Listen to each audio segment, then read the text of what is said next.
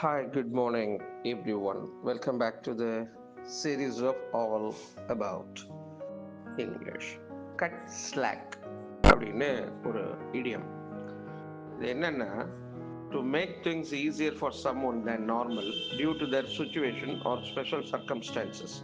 ஒருத்தர் ரொம்ப புதுசா இருக்காரு, இல்ல ரொம்ப ஏழ்மையா இருக்காரு, ஏதோ சிரமத்தை அனுபவிக்கிறாரு, இப்படிலாம் இருக்காருன்னு வச்சுக்கோமே, அவருக்கு கொஞ்சம் சலுகை குடுப்போம்ல. கொஞ்சம் தளர்வா பரவாயில்லப்பா அப்படின்னு ஒத்துக்குவோம்ல. அந்த மாரி இருந்தா அதுக்கு பேரு கட் ஸ்லாக் அப்படின்னு பேரு.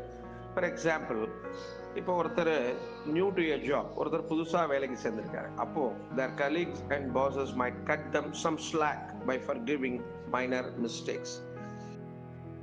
For example, when someone is new to a job, their colleagues and bosses might cut them some slack by forgiving minor mistakes.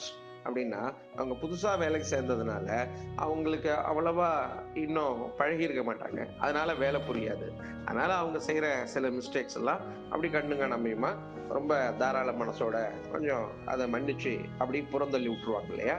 அதை தான் கட் ஸ்லாக் என்கின்ற இந்த ஃப்ரேஸ்னால நாம குறிப்போம். கட் ஸ்லாக் என்றால் சலுகை அளித்தல்.